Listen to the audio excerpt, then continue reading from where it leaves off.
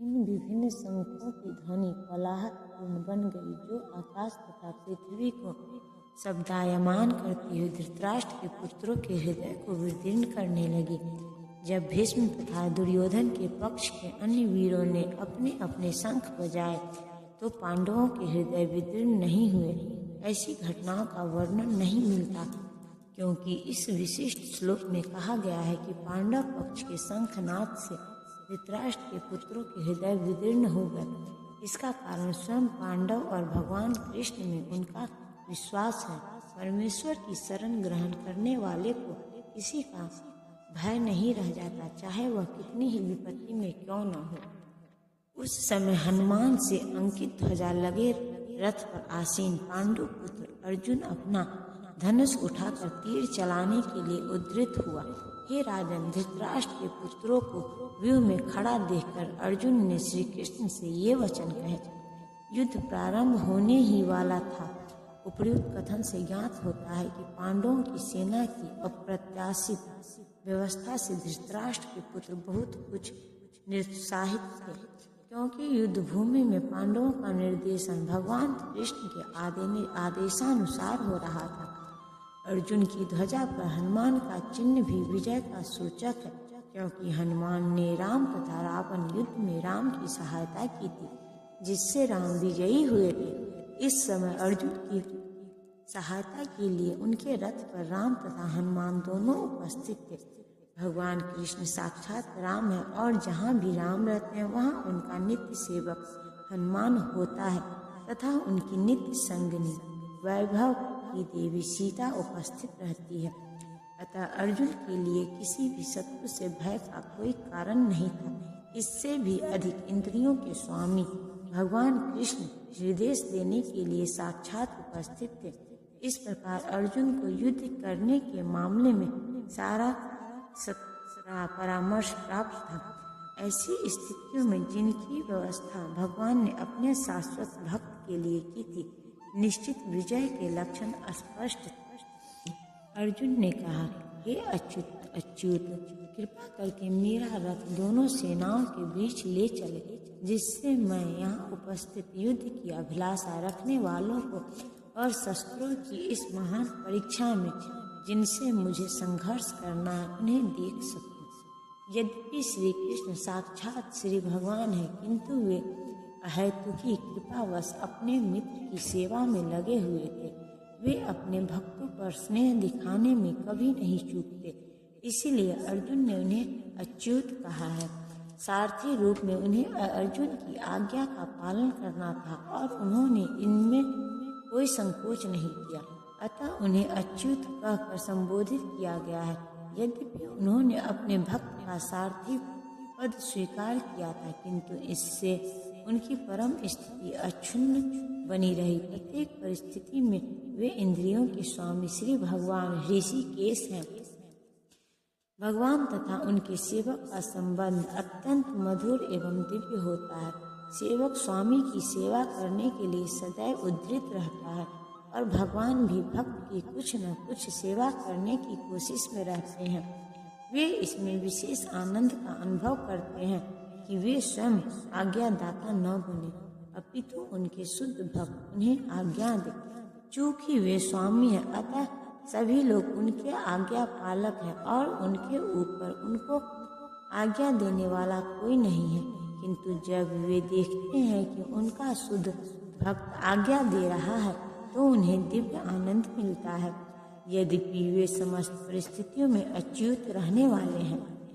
भगवान का शुद्ध भक्त होने के कारण अर्जुन को अपने बंधु बांधवों से युद्ध करने की तनिक भी इच्छा न थी, किंतु दुर्योधन द्वारा शांतिपूर्ण समझौता न करके हठ धर्मिता पर उतारू होने के कारण उसे युद्ध भूमि में आना पड़ा। अतः वह यह जानने के लिए अत्यंत उत्सुक था कि युद्ध भूमि में कौन कौन से अग्रणी व्यक्ति उपस्थित हैं।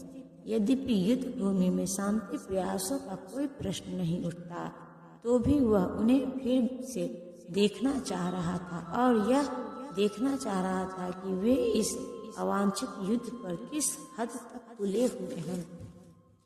मुझे उन लोगों को देखने दीजिए जो यहाँ पर धृतराष्ट्र के दुर्बुद्धि पुत्र को प्रसन्न करने की इच्छा से लड़ने के लिए आए हुए हैं। यह सर्वविदित था कि दुर्योधन अपने पिता धृतराष्ट्र की सांठ-गांठ से पापपूर्ण योजनाएं बनाकर पांडवों के राज्य को हड़पना चाहता था। अतः जिन समस्त लोगों ने दुर्योधन का पक्ष ग्रहण किया था वे उसी के समान धर्मा रहे होंगे। अर्जुन युद्ध प्रारंभ होने के पूर्व यह तो जान ही लेना चाहता था कि कौन कौन से लोग आए हुए हैं, किंतु उनकी समक्ष समझौता का प्रस्ताव रखने की उसकी कोई योजना नहीं थी। यह भी तथ्य था कि वह उनकी शक्ति का, जिसका उसे सामना करना था, अनुमान लगाने की दृष्टि से उन्हें देखना चाह रहा था। यद्यपि उसे अपनी विजय का विश्वास था, क्योंकि कृष्ण उसकी बगल में विराजमान थे। संजय ने कहा, हे भरतवंशी, अर्जुन द्वारा इस प्रकार संबोधित किए जाने पर भगवान कृष्ण ने दोनों दलों के बीच उस उत्तम रथ को लाकर खड़ा कर दिया। इस श्लोक में अर्जुन को गुडाकेश कहा गया है। गुडा का अर्थ है नींद, और जो नींद को जीत लेता है वह गुडाकेश है। नींद का अर्थ अज्ञान भी है। अतः अर्जुन ने कृष्ण की मित्रता के कारण नींद तथा अज्ञान दोनों पर विजय प्राप्त की थी। कृष्ण के भक्त के रूप में वह कृष्ण को क्षण भर भी नहीं भुला पाया, क्योंकि भक्त का स्वभाव ही ऐसा होता है। यहाँ तक कि चलते अथवा सोते हुए भी कृष्ण के नाम, रूप, गुणों तथा लीलाओं के चिंतन से भक्त कभी मुक्त नहीं रह सकता। अतः कृष्ण का भक्त उनका निरंतर चिंतन करते हुए नींद तथा अज्ञान दोनों को जीत सकता है। इसी को कृष्ण भाव नामृत या समाधि कहते हैं। प्रत्येक जीव की इंद्रियों तथा मन को निर्देशक अर्थात ऋषिकेश के रूप में कृष्ण अर्जुन के मंतव्य को समझ गए कि वह क्यों सेनाओं के मध्य में रथ को खड़ा करवाना चाहता है। अतः उन्होंने वैसा ही किया और फिर वे इस प्रकार बोले। भीष्म, द्रोण तथा विश्व भर के अन्य समस्त राजाओं के सामने भगवान ने कहा कि हे पार्थ, यहाँ पर एकत्र सारे कुरुओं को देखो। समस्त जीवों के परमात्मा स्वरूप भगवान कृष्ण यह जानते थे कि अर्जुन के मन में क्या बीत रहा है। इस प्रसंग में ऋषिकेश शब्द का प्रयोग सूचित करता है वे सब कुछ जानते थे। इसी प्रकार पार्थ शब्द अर्थात पृथा या कुंती के पुत्र भी अर्जुन के लिए प्रयुक्त होने के कारण महत्वपूर्ण है। मित्र के रूप में वे अर्जुन को बता देना चाहते थे कि चूंकि अर्जुन उनके पिता वासुदेव की बहन तथा पृथा का पुत्र तथा इसीलिए उन्होंने अर्जुन का सारथी बनना स्वीकार किया था। किंतु जब उन्होंने अर्जुन से कुरुओं को देखो कहा तो इससे उनका क्या अभिप्राय था? क्या अर्जुन वहीं पर रुक कर युद्ध करना नहीं चाहते थे? कृष्ण को अपनी बुआ पृथा के पुत्र से कभी भी ऐसी आशा नहीं थी। इस प्रकार से कृष्ण ने अपने मित्र की मनस्थिति की पूर्व सूचना परिहासवश दी। अर्जुन ने कहा, वहां पर दोनों पक्षों की सेनाओं के मध्य में अपने चाचा, ताऊओं, पितामहों, गुरुओं, मामाओं, भाइयों, पुत्रों, पत्रों, मित्रों, ससुरों और शुभ चिंतकों को भी देखो।